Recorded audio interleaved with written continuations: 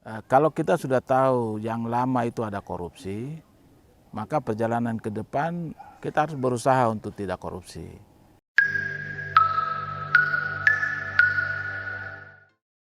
Ya, salam jumpa dengan saya Pendeta Albert Yoku, Ketua Forum Kerukunan Umat Beragama Kabupaten Jayapura, Provinsi Papua. Juga sekaligus saya sebagai Ketua Forum Masyarakat Adat Tabi. Provinsi ini dalam penilaian oleh negara masih jauh dari yang diharapkan.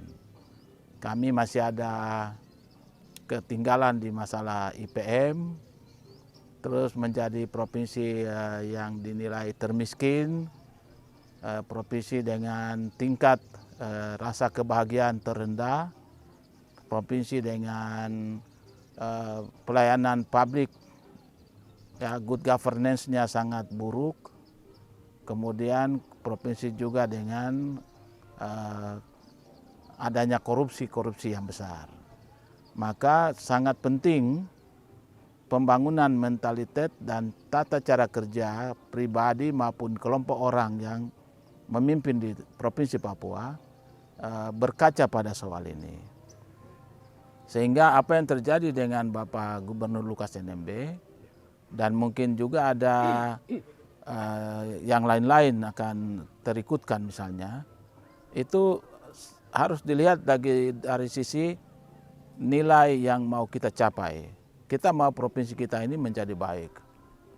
Jadi kalau ada kedapatan penyelenggaraan pemerintahan, penyelenggaraan keuangan negara yang tujuannya untuk pembangunan dan kesejahteraan itu diselewengkan, maka yang bersangkutan memang harus mempertanggungjawabkannya.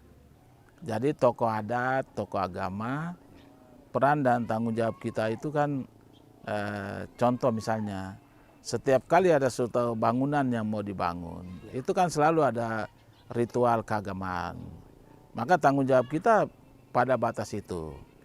Kemudian pada suatu waktu misalnya seperti tadi soal ada korupsi atau ada pemeriksaan terhadap bukti-bukti dari sesuatu yang sudah dilakukan, maka sebenarnya kami juga bisa dimintai keterangan.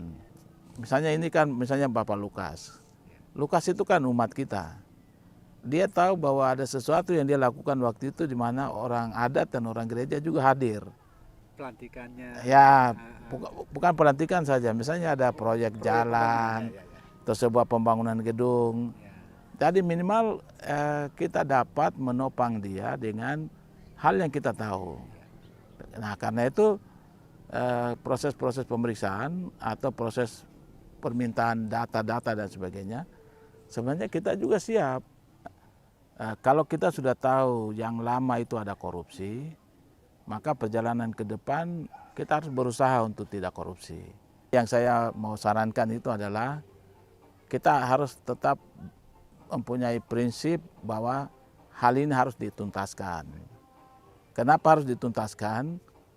Supaya ya terduga atau prasangka yang kita berikan kepada seorang warga negara dan juga sekaligus itu umat Tuhan, itu dia finalisasinya bisa terjadi.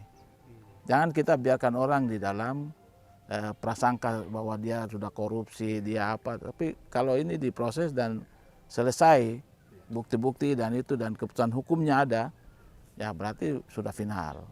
Dan 5 hal yang tadi saya sampaikan itu akan tetap menjadi pegangan saya, yaitu 1, provinsi termiskin, ya provinsi terkorup, provinsi yang kurang bahagia, provinsi yang good governance-nya rendah, ya, dan provinsi yang IPM-nya rendah. Nah, 5 hal ini akan menjadi visi misi saya yang kuat untuk terus menyampaikannya kepada baik itu komponen pemuda, komponen adat, komponen agama maupun aparat pemerintah, juga TNI Polri. Sehingga kita bersama-sama akan memajukan Papua yang baru yang kita impikan itu dengan naik kelas, jangan kita tahan kelas terus.